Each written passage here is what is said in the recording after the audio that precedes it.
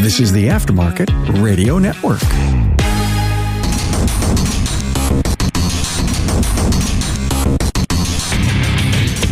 Welcome, everyone, to yet another episode of Diagnosing the Aftermarket A to Z. I'm Matt Fonslow, and this episode, I am lucky enough to welcome the Carm Capriotto on to help kind of flesh out an idea I have about how we value our time, maybe, specifically when it pertains to training. So, Carm, thank you again for joining me. It's always a pleasure. It's great to be here, Matt. You and I spent a lot of time on your great podcast as we collaborated. I think everyone knows we produce it at the Aftermarket Radio Network. And Matt runs a ton of the ideas by me. And when he called me with this one, I said, "Ooh, this is cool. I have a whole bunch of things to say. Can I be on your show?" And he says, "Well, I think so. Okay, if you pull me." So thanks for having me. Oh, can't thank you enough. And we might as well thank our sponsor right away. Since its launch in 2020, the Napa Auto Care member site has continued to evolve to keep members updated on all Napa programs, promotions, benefits, and other information available to help their businesses thrive. If you're a Napa Auto Care member, visit member.napaautocare.com to access the member portal. Not a Napa Auto Care Center? Contact your servicing Napa Auto Parts store to learn more about how to join the Napa family. They're a really good sponsor. I'm really happy to have them. Good peoples. So the nature of this was I was listening to people both live, in person at Vision, which was great to be back in person again. Great to interact with people face to face in the lobby and class, have an actual instructor up front, the sage on the stage. Something that came up a couple of times in the lobby and then afterwards in conversations on the phone, reading stuff on social media posts is feeling like they're taking less and less away from these events or less and less away from training classes and starting to doubt whether their time is well spent in those classrooms or at these conferences. So I had a thought about that. Maybe I should let you go first. No.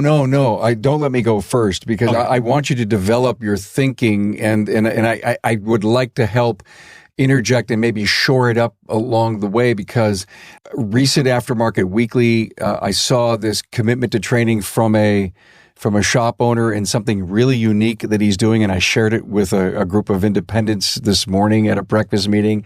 And they said, "Oh, wow, we didn't think of it that way." And I get on my soapbox about building a training resume, and I'd love to talk about that later in the show. But go ahead and set up your whole concept. It's great.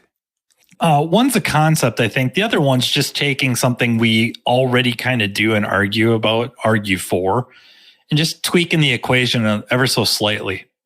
So the first one is I started thinking about my history of going to training and the first events, especially like these big events. So in my world, that was the LinderTech, either Guru School or the LinderTech conferences, networking conferences, and then Vision. Those were the heavy hitters.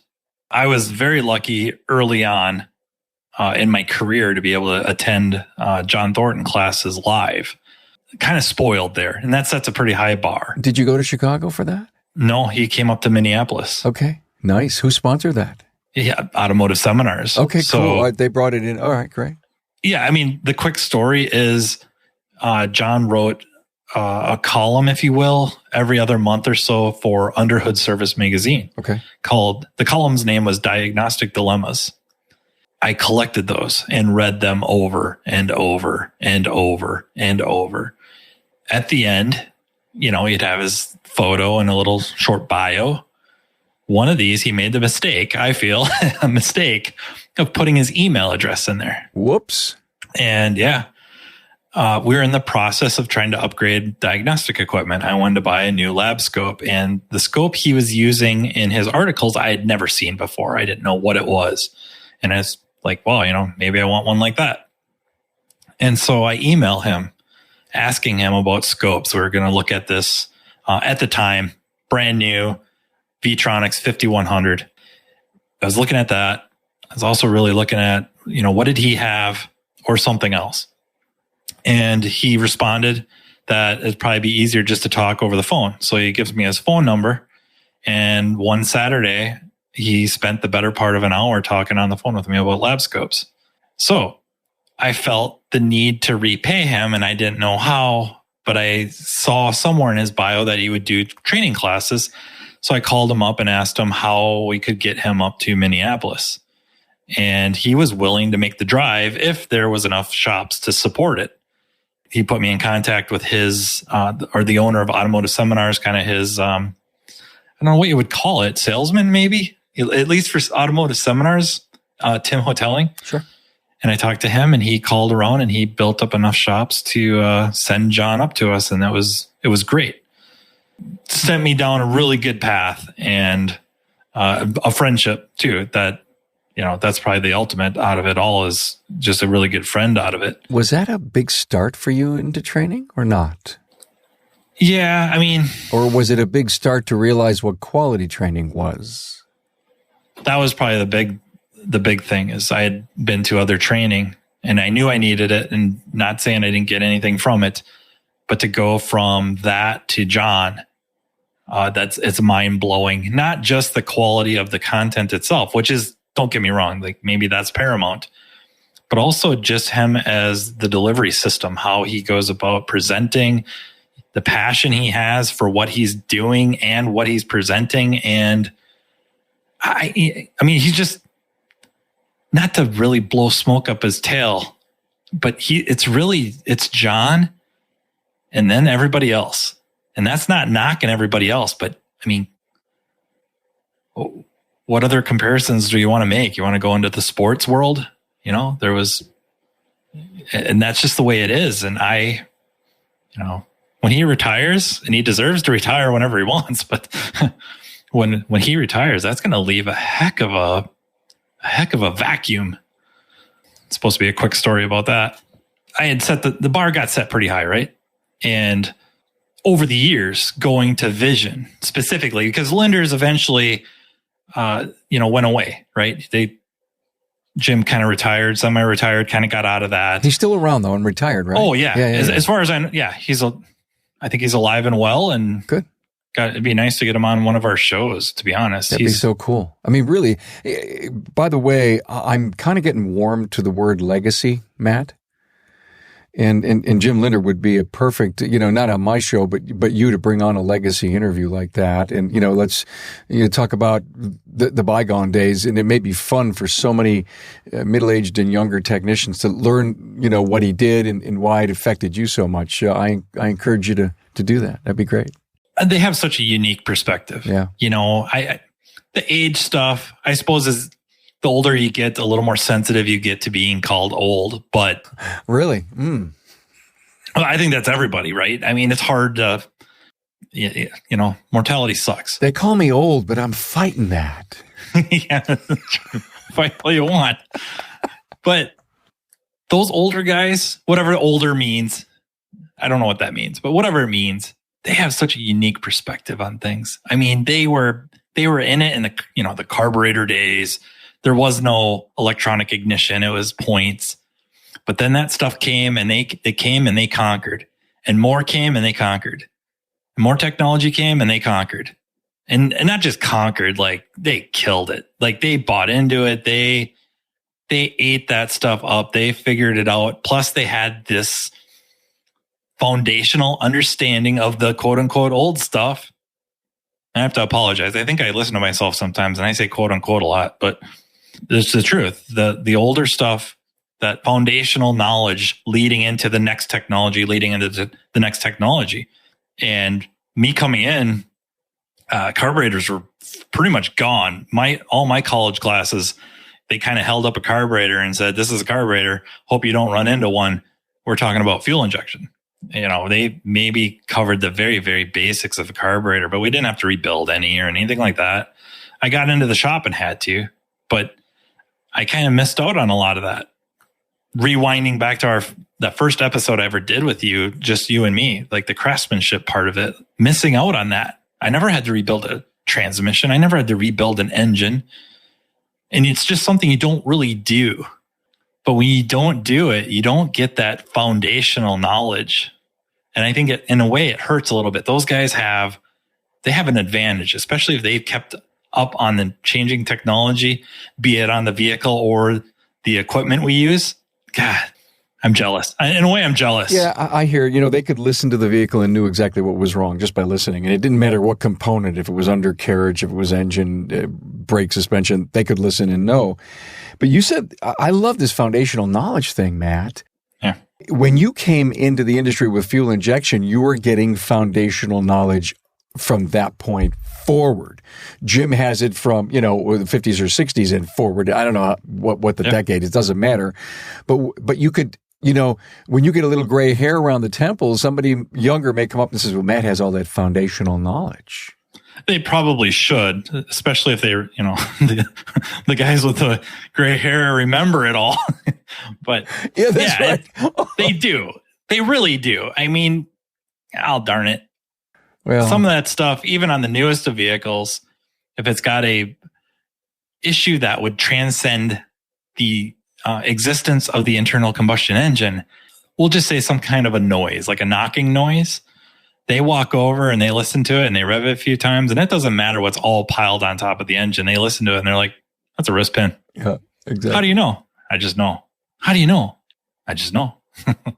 It's because it's kind of like a doctor that's done, 1,000 open heart surgeries. He could probably do it with his eyes closed.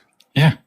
I suppose getting back to the main line here, after a while attending all this, you feel like you're taking away less and less. Like the first few years, you're almost overwhelmed with, I don't know if it's knowledge, but at least facts and ideas, and we'll just say knowledge. You're just kind of almost overwhelmed. And then you go back to the shop and hopefully you can put it into practice. And you go back for more. And then you feel like you're taking away a little bit less and a little bit less and a little bit less. And now maybe fast forward 5, 7 years and you're leaving classes with maybe taking one nugget of wisdom or knowledge or something you may not have known, and feeling almost gypped. Not that it's the fault of the conference or the instructor or anything like that. It's just, you kind of feel gypped. Like, maybe I shouldn't have paid all this money to come here. I could have found this wisdom somewhere else and not spent all this money. But you're adding to. So that's kind of my idea with this is I want to relate this to a collection. I relate this to a collection. So as a kid, never really collected a whole lot of stuff except for model tractors, small tractors, 14th scale, 16th scale tractors, only because my grandpa had a bunch of them in the implement.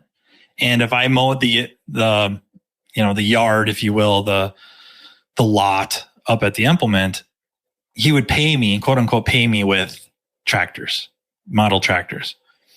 That was the extent of my collection.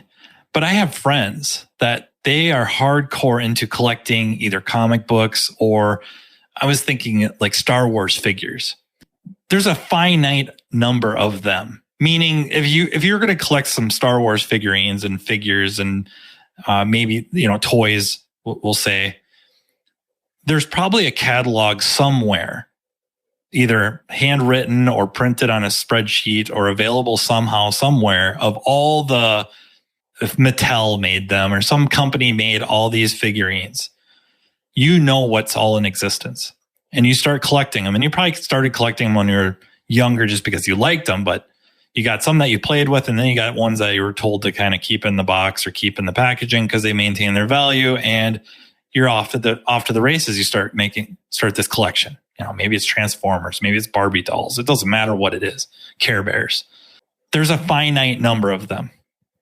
And you start out, and the easy ones to acquire are probably fairly, at least on expense-wise, on the lower end, until you start getting to where your collection is getting full, getting close to full. And there's only a few left. But the few left are the ones that are either hardest to get.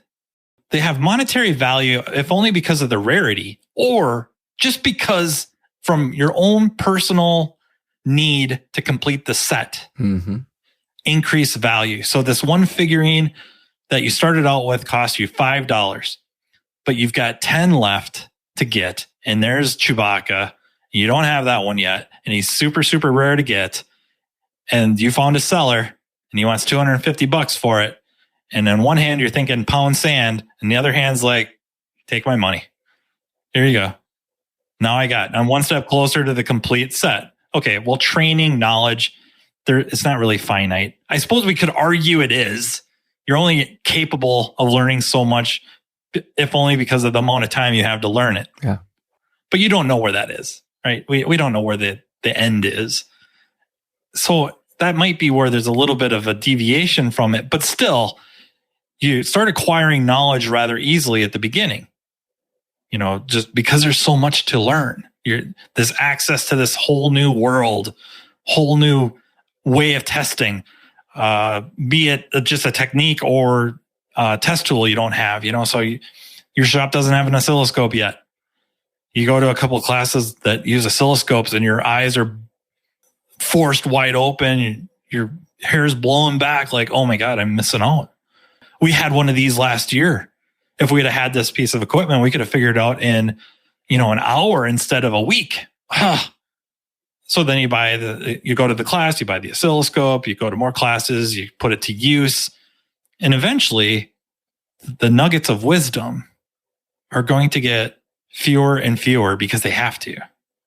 But my argument is that, yes, that one figurine I bought towards the end was worth, I paid 50 times more for that one figurine than I would have the one that I started out with. But that one is worth all of this. So yes, when I started out going to these training conferences, it cost me $1,000 between the conference and the travel and the hotel and food and whatever. And I learned so much. It was so worth it. Fast forward 5 years, it's $1,000. It's $1,200 due to inflation. And I'm coming back with, instead of just dozens of things, I'm coming back with 5 things. But those 5 things are probably worth every bit what you would have, kind of paid for the first dozens. Now they're more than worth it. They increase in value to you. They should increase in value.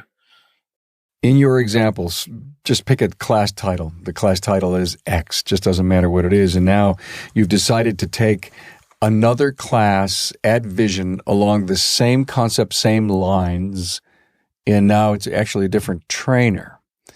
And there may be something new, a couple of neat new tricks, maybe a different case study, but you take all your knowledge and all the work that you've done literally inside and on the vehicle with this piece of equipment or whatever it is that you're going in for, and you are solidifying, affirming, and clarifying that what you have been learning and using is working.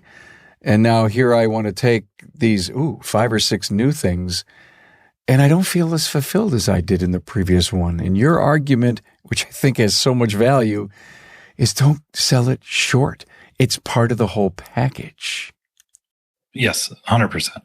That you have to learn to accept that over time, as your wealth of knowledge increases, the individual value of wisdom or knowledge becomes worth that much more. And there's going to be fewer of them, but the value of each piece is tenfold or more of what it used to be. It just, that's how it has to work. I love the concept of collections because it's a collection of knowledge that you're constantly going through. I mean, we're learning things in life about people and families and self. Forget about my career, but life poses you challenges every day, Matt. I mean, you've done such great episodes on the human condition and the learning that you've done and the learning that you continue to have to go through. I don't think we're never done learning. Your point, don't go to a seminar that you think you're not going to get something from because you will. Have a positive attitude going in so that it's... Why would you pick the class unless your own shop owner picked the class for you and say, I really don't want to go here. This will be my 3rd time. And I have a concept of how to manage this. And whenever you're ready, I'd love to toss it at you. If rating or grading classes, we don't really do that, right? We don't, this is a level 1, level 2. I don't know how well techs would accept something like that, but in a way, it would help.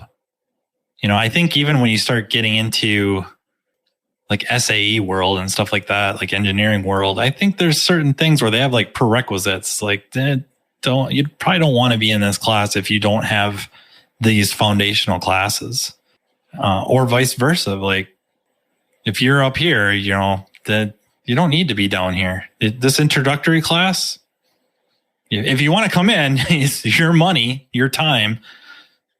You're more than welcome, but don't really want to hear the complaints about you didn't learn anything from an introductory class when you're maybe an advanced level attendee. Now it gets into that weird dichotomy of where, how do you rate yourself? There's certain people that rate themselves much, much lower than they really are, skill-wise or knowledge-wise. And then there's the opposite end where they think they're cream of the crop.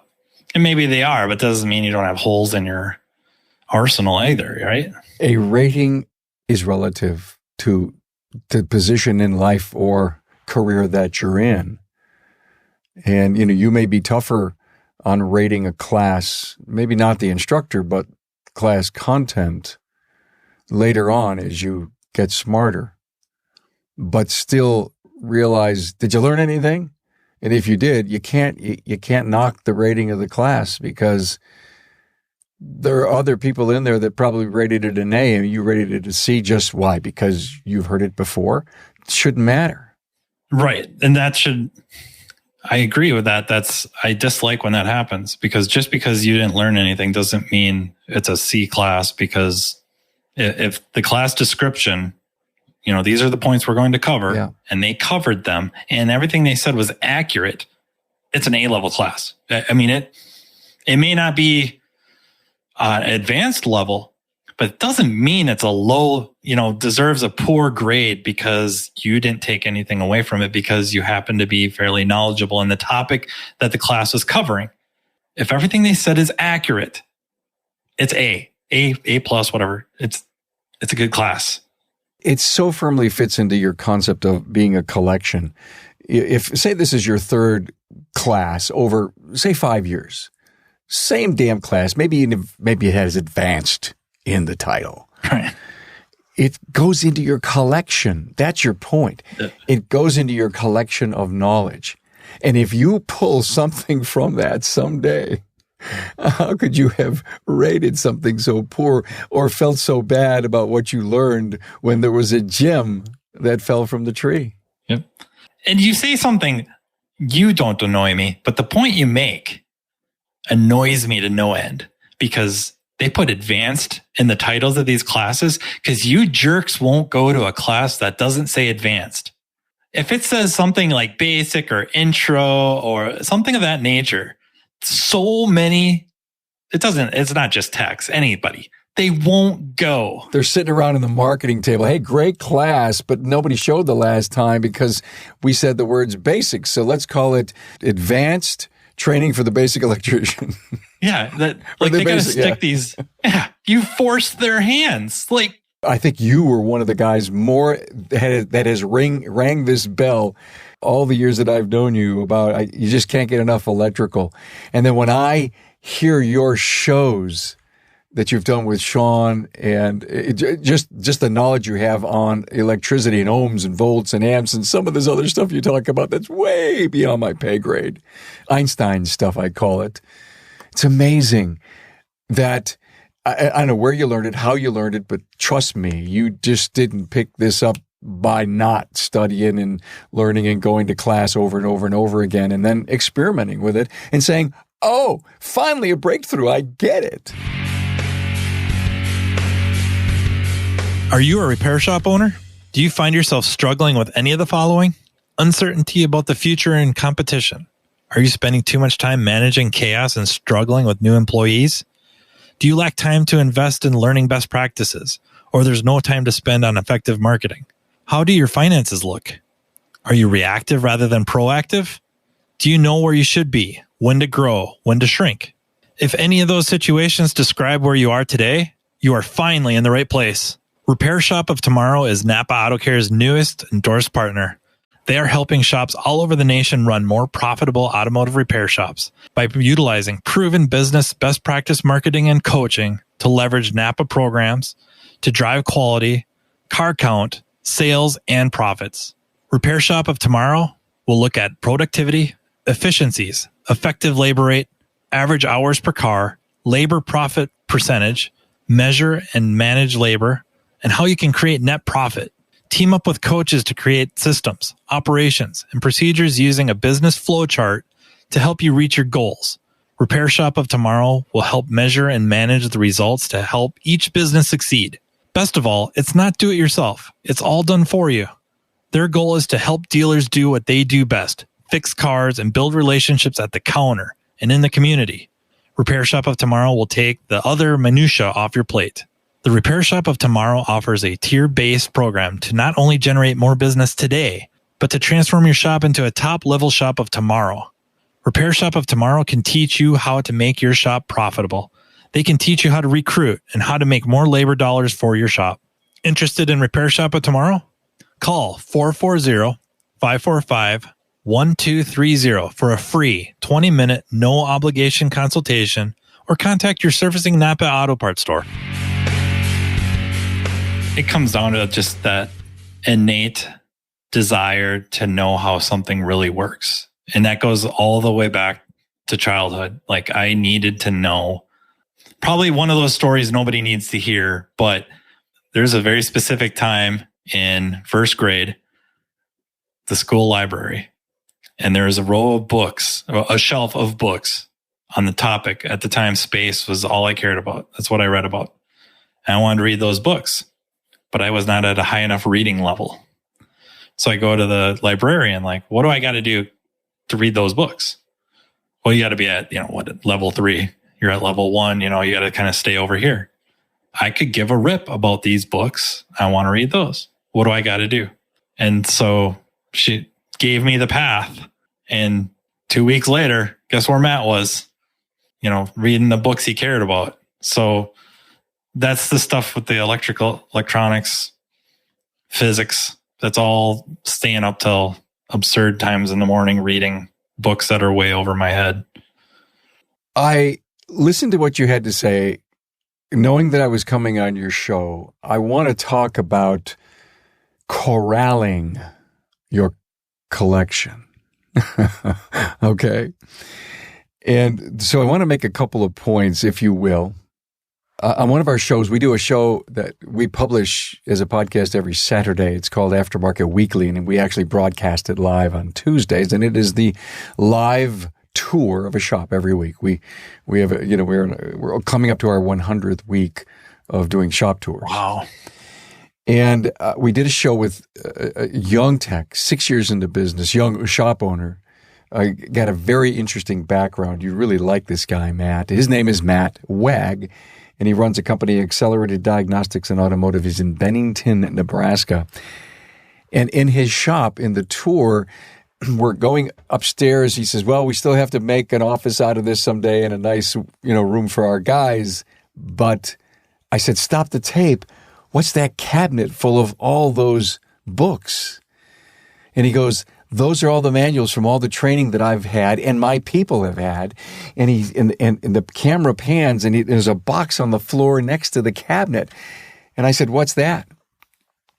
I hired a new tech. He started a few weeks ago. He brought his collection of training books in, and we're going to add them to the cabinet. There is not just a certificate on the wall and the book in the bottom drawer of the toolbox. It's their library. It's their collection of knowledge. And I'm not saying it's the brainiac part. It's the hard piece. It's the paper. It's the place where the notes are.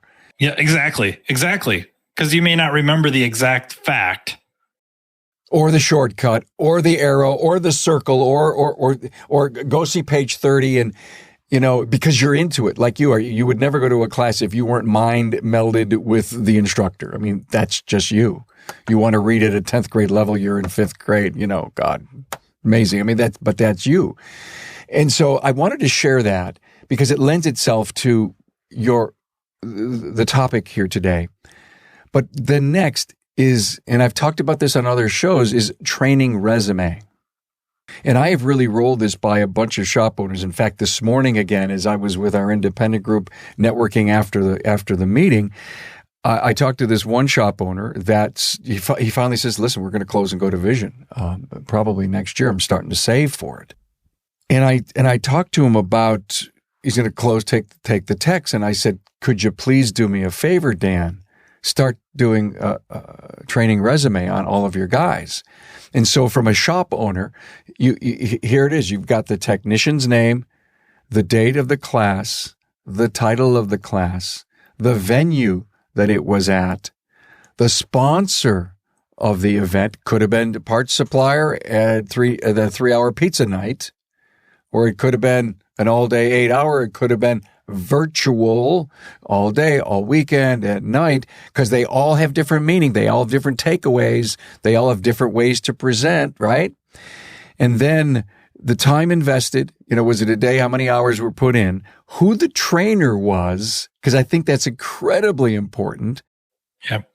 And the tech's rating level of the instruction, respectfully so, was this something that I really enjoyed and took away from? The cost of that training event, and then who paid for it. To me, that is one incredible, because if the owner says, well, I didn't pay for that, and eventually he looks at that thing and he says, my guys are investing thousands of dollars in getting training because they're bringing me the stuff for their training resume. Now think about it being a tech, the date of the class, the title of the class, the venue, the sponsor, the time invested, the trainer, my rating, a note of my takeaway of that class. Who was the shop I was working for when I took this class, the cost, and who paid for it. It was slightly different, but the concept are there. I don't know if we're doing this, but I want to get on the biggest soapbox that I can and tell the industry that we need, if the shop keeps one on you, still as a tech, you need to keep it on yourself. Matt, if you had this since day one, I bet you'd have 150 lines on an Excel spreadsheet. At the very least. At the very least. And my point is this. If you go back and resort that and say this was a GDI class as an example, and you sorted it or just filtered it out and you looked at that and said, well, I took one from John and I took one from, Scott, whoever it was, and this one is basic or this one is advanced or whatever the titles are. What did I learn and what didn't I learn? But you know what? It's been a few years since I took this and I'm looking at the vision, all the courses, and I'm literally sitting down and not just checking a box over here, but I'm doing my homework to be sure that no matter what I'm spending or no matter what my owner is spending, I'm going to get something to build my career and my collection of training. So I said my piece. No, it's a good piece. The only thing I would add to it is have your training resume like that, just as you illustrated. And then maybe make use of data collection, case studies, if you will. Make your own case studies. And it doesn't always have to be diagnostics. Like I'm guilty as anybody for always relating things to diagnostics because that's my life. That's short-sighted on my part because it involves so much more. Whatever it is you do, a few photos, maybe a link to some service information, a quick story in PowerPoint, in Google Slides, something. And that can be part of your resume too. Could you imagine going around? I mean, right now, techs are at a premium. Even if you're happy where you're at, I'm not saying to go around and always be looking for a job, but sometimes it is healthy to just kind of see what's out there. If you have your resume, where you all worked, and then as Carm has laid out with the training resume, and then you have a few case studies. It doesn't matter. Breaks. You had a neat issue where the car pulled, you stepped on the brake pedal and it pulled hard left, and then you let off the brake pedal and it pulled hard right. And how you deduced what was wrong. It ended up being a brake hose. But you kind of lay out some photos. Maybe you cut the brake hose apart and proved your point, found the restriction, or you could see where the corrosion had built up around, one of the brackets, something of that nature. Yeah. You got photos, you wrote a little quick story, and you presenting this to a potential employer. And they're reading through this going like, wow, this person, this tech, he or she has a process. Maybe I would have done something different here. Maybe I would have done something different there. But they have a process. They have a process that works. And they got all this training here. So they're working on their process. This is, we're going to go into a Deming conversation if we're not careful. We're forever working on the process. Sure. And how much that would mean to that prospective employer. Yeah. Two takeaways. You did an episode with me almost about a year ago, June of 2021, on journaling, and you just described it, okay? Yep. Please go to Remarkable Results Radio, type in Matt Fonslower, just 648. Listen to this episode because Matt is really describing the power and the value of taking those moments per day, those examples. It's not like building your own case studies, but it's kind of like building your own case studies through journaling, and how easy it is, like in a Google Doc, to type in a search and find all the key talking points, if you will, that you wrote down. But the other big thing is you interviewed Dutch Silverstein, and it was a phenomenal episode. And I know you're going to follow it up with part 2. But and by the way, it was at the big event. I did the keynote speech there, by the way. I'd love to maybe share with the audience what I did. But I went up to a bunch of technicians at the end of it, and they said hi to me and everything. And he says, wow, that episode that Matt did with Dutch, he says, was so profound, as Dutch was telling me what I needed to do when I'm sitting down with an owner. And they said, it was so profound. And when the owner asked me questions, I had to have answers. But what I could ask the owner that I never thought about, okay? Yeah. And so, in part of you selling yourself to an owner is this training resume and your journaling. Even if you take a couple of pages of your journaling with you in the folder. You know what? We're almost talking a level of sophistication, Matt, that is necessary for the next level. Yeah. And I think this is like one of those topics, like a lot of topics I find myself involved in. And maybe it's a subject I struggle with to really, truly understand is value. And like what we're talking about here with the training resume and the journaling and all that is no different than the digital vehicle inspections, the DVIs, the long's maybe a relative word, but the detailed explanation in text on the invoice, on the work order of what you did, and the photo documentation of what you did, what you found, what's good, what's bad. You're building value. The shop builds value in what it does by taking detailed information down on the invoices, photos, all that, presenting to the client so they feel like they're getting their money's worth. Now you are building value in yourself as a technician, as an employee, by having the training resume, something that's not normally presented. I know. By having your journals that you kind of document your days. Yeah. That would be, could you imagine being an employer sitting there listening to somebody that you're as a prospect and they're showing you their Google Docs or their Microsoft Word, and day after day, maybe it's a paragraph, maybe it's a few sentences, maybe there's a long story that's almost a page long on one day, and seeing how every day you're jotting down something about the day. And oh, by the way, it's searchable. So next time if I run into this weird problem, I just have to go up to the search bar. Blah, blah, blah. I get 6 pages throughout the history of my journaling, addressing this type of issue or bringing up the terms I used for the search, of course.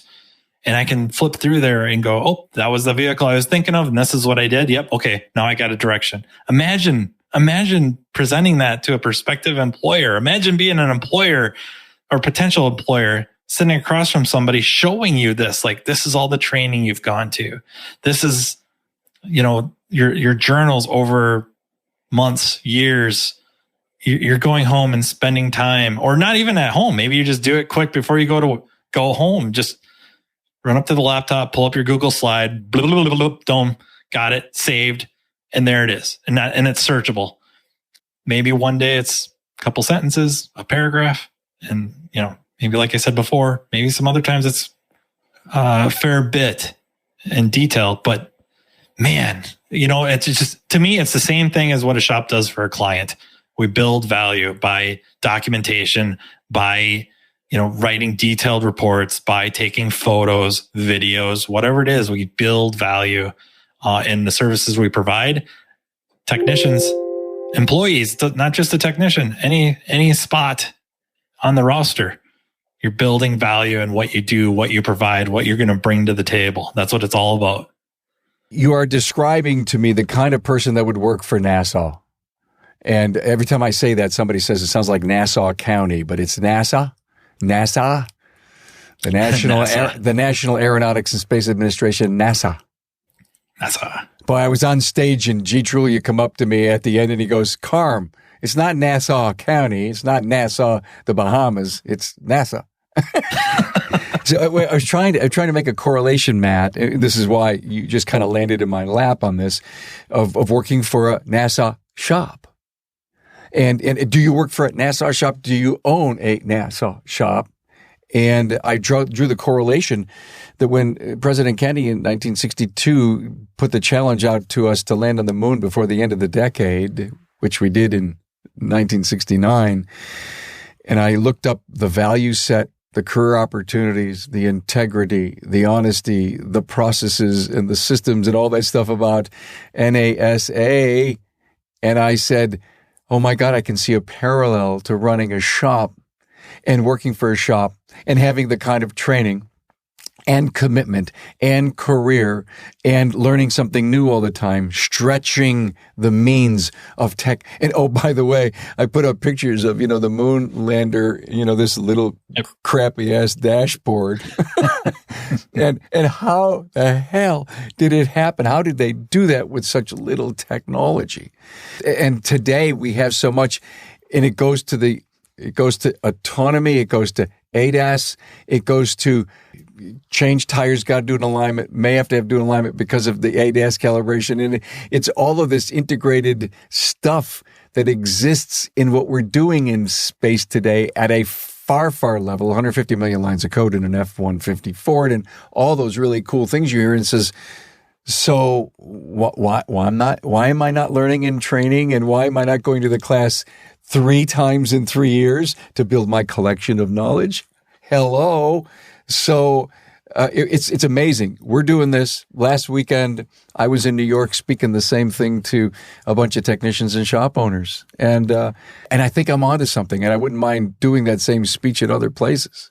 What I'm hearing, though, a NASA shop means Chris Cloutier has got to take us to the next level. Yes. Cameras aren't good enough. It's got to be like James Webb telescope type stuff in the shop. So, Chris, if you're listening to this, yes, Chris, you have your mission. Now go forth and wreak havoc. Yes, Chris is our NASA guy, right, Chris? And wow, can you imagine him being let loose with technology? Oh, yeah, already. I mean, he's got some really good ideas. I know.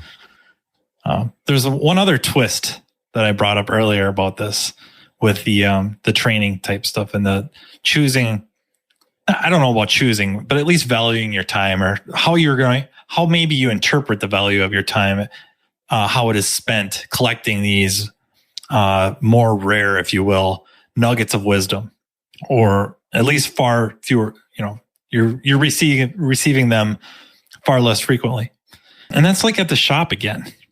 Every day, usually, right? Every day we do something where there's either a minimum charge or a minimum amount of time. And we'll go back to diagnostics because that's what I know and love. We'll just come up with a really weak example, but I think it illustrates it, I hope. most of us, I think, and maybe I shouldn't say us, but most shops that are focused on growth and improving and profit, because profit somehow became a swear word. It's not. We got to profit. That's where everything comes from. Okay. The ones that really take that seriously, and we're talking about ethical profit. And I know that could be dicey for definition. Everybody's idea of what's ethical and that might not always match up. But I think in the grand scheme, we can agree on what's unethical and basically what's ethical. So anyways, a car comes in, client wants you to look at it. It's got a check engine light on and maybe they don't feel like it is quite as got the same pep that they're used to having, the little bit of a bog on acceleration or something like that. So you as a tech walk out there with your scan tool and you plug in and you have lean codes. Okay. And you go on a very quick test drive. And before you really even leave the parking lot and turn onto the street, you kind of know what's wrong. So you kind of finish the quick lap or whatever you do for a test drive, a very, the short one. Maybe you go down the street and back, pull it into your shop, pull it into the bay, open the hood. You're going right for the air filter housing, right for the mass airflow sensor, wherever that's mounted, pulling the mass airflow sensor, grabbing your flashlight, looking, and you can see that the elements are very, very dirty or, contaminated. All right. This is a slam dunk. You've done this. You have less than 10 minutes invested. Okay. You're going to sell them a mass airflow sensor and maybe an air filter. Okay. And let's just assume for the sake of this discussion that this fixes the vehicle and this is an ethical repair, that you had every reason to suspect the air filter contaminated the mass airflow. And maybe some people will clean the mass airflow sensor. I think that's a different debate. We'll just say that this is the ethical repair. You present the customer with the estimate and they okay it. But part of the estimate is the diagnostic charge.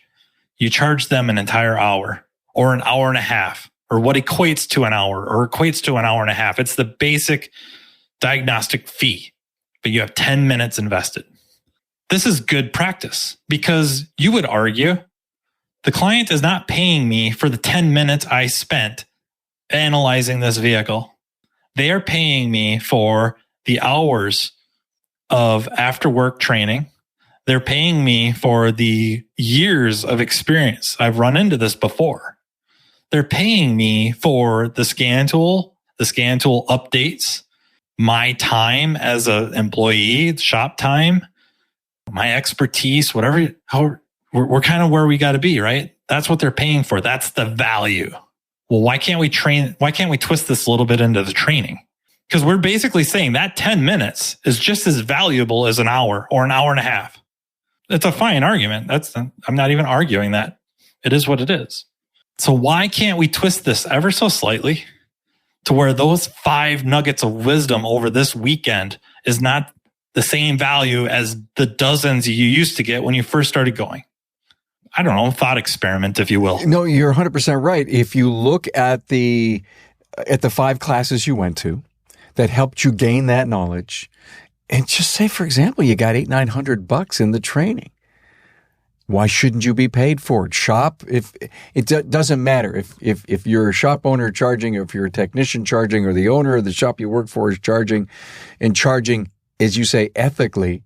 It's the same story about the carpenter that goes into the house with a squeaking floor. And he spends 10 minutes and he puts the wedge from the basement to stop the squeak in the floor up top. And he says it'll be $100. And they are flabbergasted. Are you kidding me? You've just been here 10 minutes. He says, yes, but it's been 20 years to learn, where exactly to put that wedge and how to find it. And that's why I'm going to charge you $100. That's what it is. Think of the mistakes you made as you learned to make your collection have value to you. And think of the training that you won't stop. There's going to be new technology, new ways to play with your Picoscope. And Matt, I talked to guys that spend $30,000 to take their people to Vision, close the shop, take them there, paid for it all when they get back in the entire month of March because of, all the new stuff that they learned in this esprit de corps of coming back, being a team tighter than ever before. And that costs. So you can't shortcut. Why do you train? So that you can become efficient. Yeah. And cost might not even be the proper word, but it's exactly what you're saying. There's certain intangibles to that get really rough to measure. I know from business management perspective, measuring is important. If you can't measure it, you can't manage it. Well, I don't know. There's a lot of stuff that's very, very difficult to measure. And therefore, there's got to be kind of a fudge factor. And you have to accept that there's certain intangibles that you see the money leave the checkbook. You are not going to see the money going directly back because of it. It's not like I buy this part, I sell it to you, and I get to deposit this amount of money. You hired me to do this service. I paid my tech this much money. He went and did that. We sold you this part. I can see the money going out and I can see the return coming back in. Yay. But not everything works that way. There's money going out of the checkbook that you will see leave, but you can't see it coming back directly. Mm-hmm. And not all at once. It's going to be over time, but it's there, and the margins are there. Yeah. It's so worth it. I stand corrected on me saying it cost them. I mean, every one of these guys, it's an investment of theirs. It's nitpicking. But to your point, it's intangible. As a result, you can't see it come in. You may not be able to point to the fact that look at all I spent and did I get my value back. But if you are training, then if you're managing your training, if you're getting your guys to come back and share their knowledge, because when you teach, you learn, and they become a resource for each other, and your culture is one of, high performance and big knowledge, where, if you will, it's this collective brain, this, if you will, Oz of training. And I can't see how anyone would look at training as a cost, especially if they're using training for all the right reasons. Yeah. I think if everybody just tweaks, maybe not everybody, but when you start really doubting the investment, to just change the parameters a little bit, alter the equation ever so slightly, twist it ever so slightly, move some variables, it still ends up being very much true. But I think then you can start seeing the value coming back, like, oh, okay, I'm undervaluing this knowledge I'm gaining, or these facts, or whatever we want to call that, this information. I'm undervaluing it because now it's harder for me to get. I have to value it that much more. It has to mean that much more. That's my sales pitch. And are you sticking to it no matter what? At least for today. I don't anticipate changing my mind on this though. So ironically, the other night, Anne's going through her tablet and she bumps into the original Barbie. Original box, original bathing suit, $27,500. Wow. And you know what she said to me? Wow. I had one. I said, where is it? She goes, I don't know, but I have to go look for it. I still think I have it. Yeah. My dad had a couple of baseball cards. They would be worth a lot of money. Where are they? No idea, because they disappeared when he went to Vietnam. Oh, man. When he came back from Vietnam, he thought they were in a certain place, and they weren't. Well, Ann thought it was in a certain place, and she actually went last night to look for it, and she couldn't find it. And I haven't had a chance to get upset over that concept yet, but again, it goes back to this whole premise. You have a collectible item in training. Save it, use it, parlay it, talk about it, write it, resume it, sell it. Yep. What else am I missing? Exactly right. Yeah. I mean, it's like you said, it's easy to share, especially with your colleagues. And, if you're going to share, try to at least reference where you got it from. And you won't remember. Yeah, a year down the road, you won't remember, was it at ASTE? Was it at Vision? Where, was I at Apex? Where was I that I got this training? And that's why I think it's important to build that resume. I think what I want to do for you, Matt, is in your show notes. I think I want to write down all those things I talked about, okay? We'll put them in like a bullet list so someone can go to your show notes page, and I'll have the tech, what the tech would want to have and what the shop would want to have. Very similar, but just slightly different. And this could be a trend. In fact, let's try to make this an important thing. Build your own resume to every technician and every shop owner. Build a resume on your people's. You'll never know what training you need to have next. And if somebody did go to this kind of training because you paid for them to go and they're having comebacks, they're having missed diags and stuff like that, well, then you need to go out because, Matt, you're the who and the why guy. You're the who and the why. And I'm sorry, you're the how and the why guy. How does it work? Yep. Why does it work, right? And we need to, it's not like we're holding people accountable, but we want to challenge if there's knowledge transfer in these classes. We want to challenge it. We want to know that it's working. Yep. I could not agree more. This was fun. Thanks for having me. Oh, thanks for coming on. I really enjoyed it. Please come on again. You just have to knock. All right. That's the end of yet another Diagnosing the Aftermarket A to Z. I would like to thank Napa for sponsoring us, and I would also like to thank Carm for joining us. I hope you enjoyed this. Please remember to click the like button or the subscribe button on YouTube, and don't hesitate to reach out to me with any kinds of ideas or to be a guest on the show. Thank you so very much, and we'll talk to you next time. You've been listening to Matt Fonslow, Diagnosing the Aftermarket A to Z on the Aftermarket Radio Network. Follow Matt on your favorite listening app.